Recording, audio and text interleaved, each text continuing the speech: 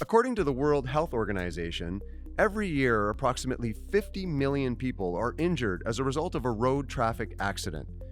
Provizio has developed an affordable accident prevention platform that can fit into every car, with the goal of reducing both road deaths and accidents to zero.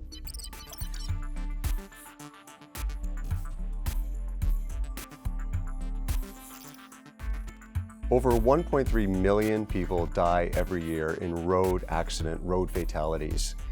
Barry, at Provizio, you've built a hardware and software accident prevention platform that's helping to overcome this global challenge. How do all the pieces of the system come together to reduce road fatalities? We thought about the problem differently. Let's solve the road problem and the road death problem first, and then think about autonomy later. But it tends to be similar stacks, right? So you need to be able to see the world in 360 degrees, right? You need to also understand the velocity of all objects within that, and you need to understand where they're going and what they're doing. But the other side of it is you need to do it at a cost point that everyone can have it. That's accessible. Absolutely. And what kind of scared me a little bit working in the autonomous industry was an awful lot of the sensors and softwares didn't even work in inclement weather, for example. And I'm from Ireland, right? We specialize in inclement weather, right? So that's what we did. We built a platform from the ground up that focused on building that we can see the world in 360 degrees. We can see it in all weather.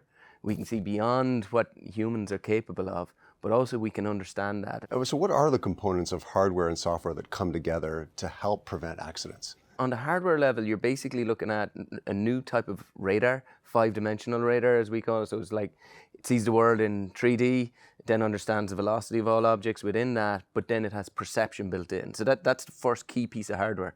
And we fuse that with vision cameras. We want to get to a stage of predicting accidents before they happen. Most car accidents are rear endings. And you talked about those road deaths. 50% of them are rear endings, right? So why do we rear end someone? Because we didn't know they were going to brake, right? We can see the car 5 cars ahead, apply his brakes, and we can bring you to a stop. You can anticipate that you're going to have to come to a stop. You're going to have to come to a stop in a manner that the guy behind you doesn't rear end you either, right?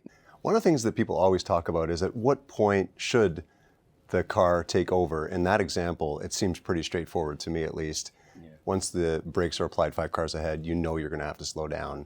The car should take over. But it's a really big ethical debate going on. How do you see that, and as it applies to your solution? So what our focus is, let's build up the data. Let's augment human drivers. Let's make you a better driver, a better decision maker. That wouldn't be hard to do with me, by the way. Yeah, exactly. Me too. I've had a few crashes. This comes from the heart.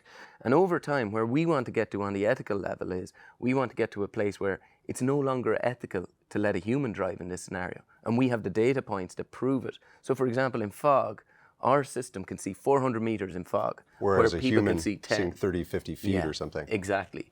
It would be ethically wrong to let you continue to drive in that scenario. And I think that's where we have to get it right. But we have to build up the data, and it's going to take time. I mean, this isn't a 1, 2, 3 year time horizon thing. This is 10 years, build up the data and show that we can do this. One of the elements of the Provizio platform is making or moving some decisions to the edge versus in the cloud. How do you go about making the decisions on what fits where in decision making? Vision is very processing intensive, right? Cameras, I mean, you can imagine it's everything we see and you're trying to process all that. And 99% of that data you're throwing away.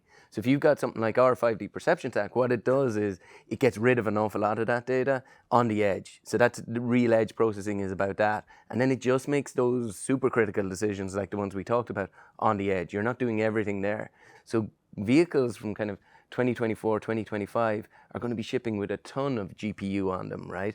And so we're kind of hitting that at the right time, that when our tech is on there, we'll utilize that and be able to get, lots of data. And you've the power of the fleet then. And I think that's where the real power is coming. And I think that's where the automakers realize that they'll They're going to see it and they're going to want to adopt it. They own the fleet, right? As it is right now, they're the guys that own the fleet.